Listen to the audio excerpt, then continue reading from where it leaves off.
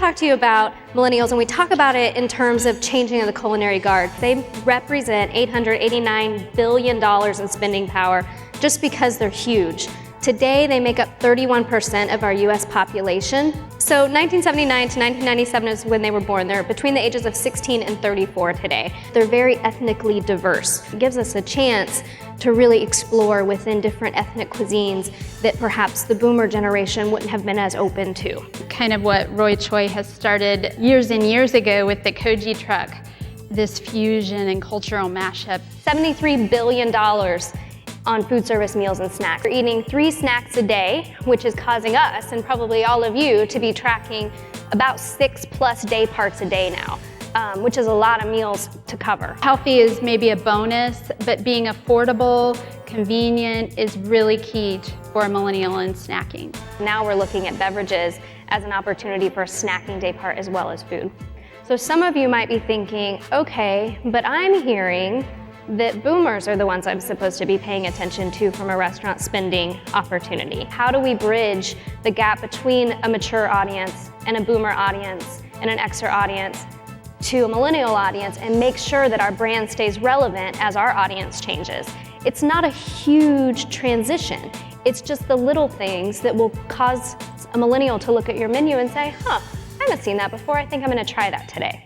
Every single one of them have mobile phones, they're on it constantly, they're available 24/7. They're optimistic, yet they're cynical. And the reason they're becoming cynical is because they woke up and they're like, oh, I'm a grown-up, I have to pay my bills. This isn't going as easily as I thought it would. So boomers, they need some sort of feedback 1 to 2 times a week. Millennials, 8 times a day. It's not so much that I need to be told I'm doing a good job 8 times a day, which I'll totally take that from anybody who wants to say it. What it really means is I need constant feedback so that I can figure out how I interpret and move forward. They've always had this peer group surrounding them at all times, whether it was from Facebook or a college setting or a team or something. There was always this team dynamic around them. They wanted to be an individual on that team, but team was still very, very, very important. 8 to 5, that kind of work job, that doesn't really work for a millennial. They're like, I'd like to work whenever I want.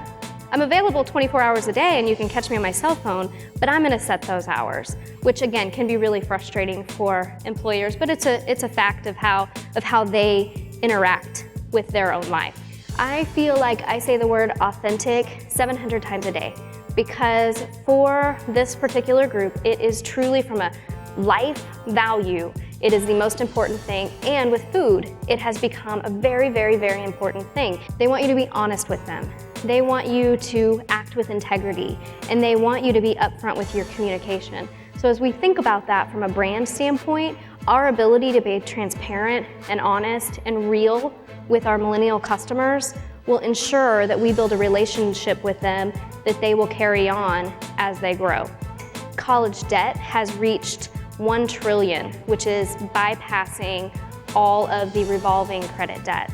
So one, I can't get a job, I'm broke, and I'm feeling like a failure now. So we've got all this going on within their heads. So the millennial group will see a depression of $1 trillion related to obesity-related limitations. Even things like not having a mortgage over their head is happening. They're leasing or renting homes. The 67% of millennials agree that food is one of the most important pleasures in my life. We think that this is a huge opportunity for us because millennials are using food to create pleasure for a good part of their life, for an experience, for an adventure. So once they have new experiences, they'll move to the next, and they'll move to the next, and it creates opportunity for us to constantly be evolving and innovating within the food space to keep them interested. You ask a boomer and maybe it's sushi or Italian or, they have an answer, and millennials, they love it all. They do not like smoke and mirrors. They do not like to feel as if they're being taken. So as we talk about food, authenticity in that vein is very important. Personalized is reminding them that they're special. I can have it how I want. They're sharing out and saying, look at me, look at where I am, look at what I'm experiencing. And they're able to share that within their outer communities and with the inner community. So 72% of millennials say I like to try new dishes when I eat out. Really ramp up the menu descriptions. Get them excited about trying the food.